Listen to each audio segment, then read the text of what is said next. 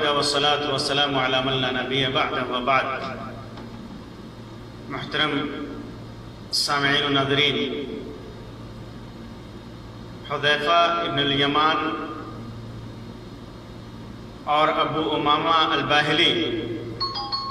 رضی اللہ تعالی عنہما کی روایت ہے، جسے امام البانی رحمہ اللہ نے صحیح الجامع اور صحیح الترغیب کے اندر صحیح قرار دیا ہے، اور اسی معنی کی روایت سنن ابن ماجہ کے اندر بھی جابر رضی اللہ تعالیٰ عنہ سے مروی ہے۔ فرماتے ہیں کہ اللہ کے رسول صلی اللہ علیہ وسلم نے اپنے اصحاب سے کہا، ہلموا الیہ، میرے پاس تم لوگ آؤ۔ فاقبلوا الیہ فجلسوا، اللہ کے رسول صلی اللہ علیہ وسلم کی طرف متوجہ ہوئے لوگ اور بیٹھ گئے، تو اللہ کے رسول صلی اللہ علیہ وسلم نے ارشاد فرمایا، ان روح القدس نفث فی روعی، کہ روح القدس نے یعنی جبریل علیہ السلام نے میرے نفس میں، میرے دل میں یہ وحی کی۔ اور ایک روایت میں ھذا رسول رب العالمین جبریل نفث فی روعی، یہ اللہ کے رسول ہیں، رب العالمین کے پیغامبر ہیں، قاصد ہیں جبریل، جنہوں نے میرے نفس میں یہ بات ڈالی، یہ وحی کی میرے دل کے اندر، ان نفسا لن تموت حتی تستکمل اجلہا، کہ کوئی بھی نفس اس وقت تک نہیں اسے موت آئے گی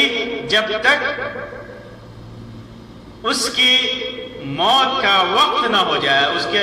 اس کے لیے جو مقدر اللہ تبارک و تعالی نے کر رکھا ہے،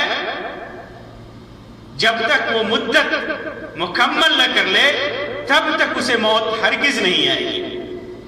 وَتَسْتَوْعِبَ رِزْقَهَا، اور اس وقت تک بھی موت اس کی نہیں آئے گی جب تک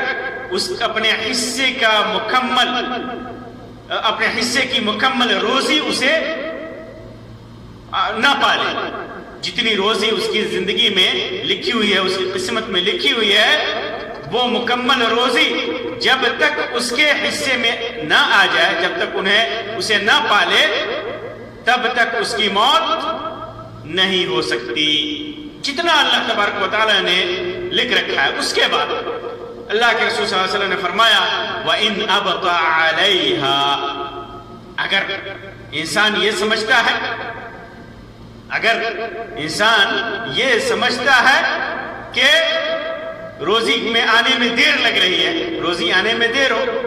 تو نہیں ہوتی، کیونکہ تقدیر میں اللہ تبارک و تعالیٰ نے اس کے لیے وقت متعین کر رکھا ہے کہ فلاں وقت میں اسے اتنی روزی ملے گی، اتنی دولت ملے گی، لیکن اگر وہ اس کی سمجھ کے مطابق یہ آتا ہے کہ روزی میں دیری ہو رہی ہے، تو فاتقوا اللہ، تو اللہ تبارک و تعالیٰ سے ڈرو، ایسے موقع سے اللہ سے ڈرو، اور جن چیزوں سے منع کیا ہے اللہ تبارک و تعالیٰ نے ان چیزوں سے بچو، حرام طریقے سے روزی حاصل کرنے سے بچو۔ وَأَجْمِلُوا فِي الطَّلَبِ، اللہ سے ڈرتے ہوئے روزی کو اچھی طریقے سے حاصل کرو، روزی کمانے کی کوشش کرو، حلال ذرائع سے حاصل کرو، حرام طریقے سے بچ کر کے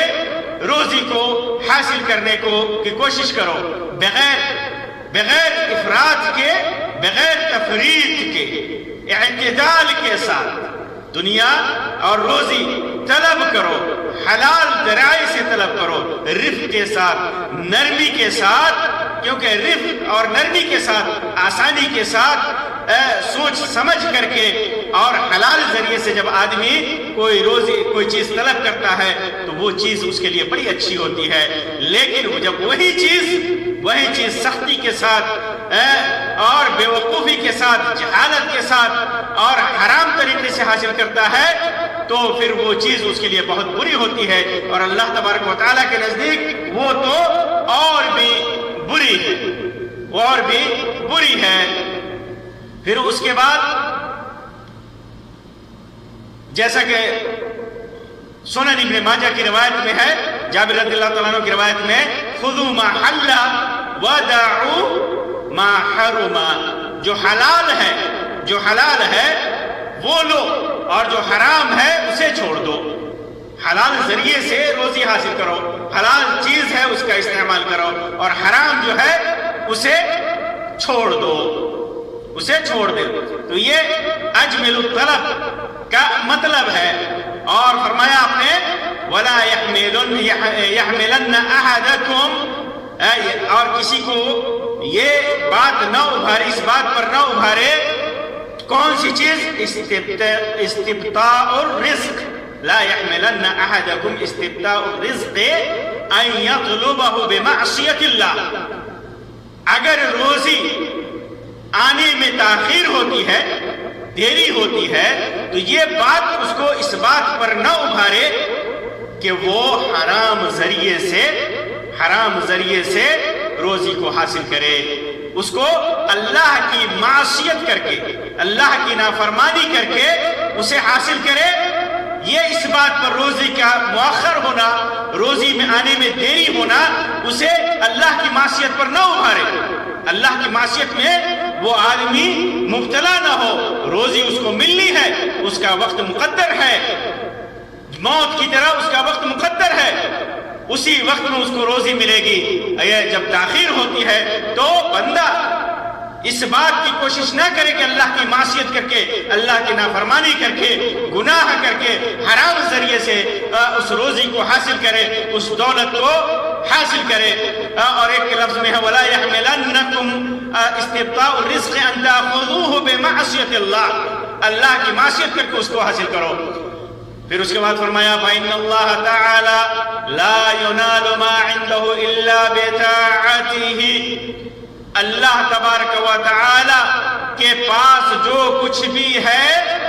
اسے اللہ تبارک و تعالی کی اطاعت کر کے ہی حاصل کیا جا سکتا ہے۔ جو کچھ بھی اللہ تبارک و تعالی کے نزدیک ہے، اللہ تبارک و تعالیٰ کے نزدیک جو کچھ بھی ہے، جو بھی اللہ تبارک و تعالیٰ نے مقدر رکھا ہے اسے حاصل کرنا ہے، تو اللہ تبارک و تعالیٰ کی اطاعت کر کے، اللہ تبارک و تعالیٰ کی فرما برداری کر کے، جو کچھ بھی طریقہ اللہ تبارک و تعالیٰ نے اپنے رسول کے ذریعے بیان کیا ہے اسی کے ذریعے، اسی طریقے سے حاصل کرنا ہے، حرام طریقوں سے نہیں۔ محنت کر کے، اچھی نیت لے کر کے، حلال ذرائع سے اسے حاصل کرنا ہے، حلال کاموں میں تجارت کر کے، حلال ذریعے سے نوکری کر کے اسے حاصل کرنا ہے، حرام کے ذریعے نہیں، رشوت خوری کے ذریعے نہیں، سود خوری کے ذریعے نہیں، حرام کاموں میں اپنے کو تھکا کر کے نہیں، حرام ذرائع سے نہیں حاصل کرنا ہے۔ جو کچھ بھی اللہ تبارک و تعالیٰ نے دے رکھا ہے نعمتیں، اسے حلال ذریعے سے اللہ کی اطاعت کر کے حاصل کرنی چاہیے، اور انسان کو مطمئن رہنا چاہیے، ہمیشہ مطمئن رہنا چاہیے کہ ارزاق جو ہے، روزیاں، دولت مقدر ہے، اللہ تبارک و تعالیٰ نے ہمارے حصے میں تقسیم کر دیا ہے۔ جو کچھ بھی اللہ تبارک و تعالیٰ نے مقدر میں کر رکھا ہے، انسان چاہے جتنا بھی بھاگے، موت کی طرح، موت سے آدمی جتنا بھی بھاگے، موت اگر مقدر ہے تو وہ موت آنی ہے۔ اسی طرح روزی اگر اس کی تقدیر میں ہے تو وہ روزی اس کو آنی ہے، چاہے وہ اس روزی، اس رزق سے جتنا بھی بھاگے، اس دولت سے جتنا بھی بھاگے، اس دولت سے جتنی بھی بے اعتنائی کرے۔ تو انسان کو مطمئن رہنا چاہیے کہ رزق مکتوب ہے، رزق لکھی جا چکی ہے، روزیاں لکھی جا چکی ہیں، دولت لکھی جا چکی ہے، دنیا میں جو کچھ بھی ہے وہ مقدر ہے۔ یہ تقدیر پر ایمان ہے۔ انسان جب مطمئن ہوتا ہے تو یہ تقدیر پر ایمان ہے، وہ ایمان ہے جو ہمارے تقدیر پر ایمان کا رکن ہے۔ تقدیر پر ایمان کے بغیر ہمارا ایمان اور اسلام مکمل نہیں ہو سکتا اللہ تبارک و تعالیٰ پر۔ تو اطمینان کے ساتھ ہمیں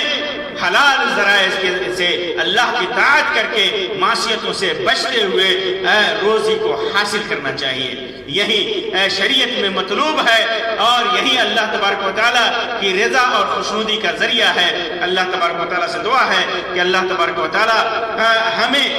حلال ذریعے سے روزی حاصل کرنے کی توفیق عطا فرمائے اور ہر قسم کے حرام ذرائع سے جس میں اللہ کی معصیت ہو اس سے اللہ تبارک و تعالیٰ ہمیں بچائے۔ اللہ تبارک و تعالیٰ تقدیر پر ہمارے ایمان کو مضبوطی عطا فرمائے۔ آمین رب العالمین۔ وآخر دعوانا ان الحمدللہ رب العالمین وصلی اللہ علی خیر خلق وسلم۔ والسلام علیکم ورحمۃ اللہ وبرکاتہ۔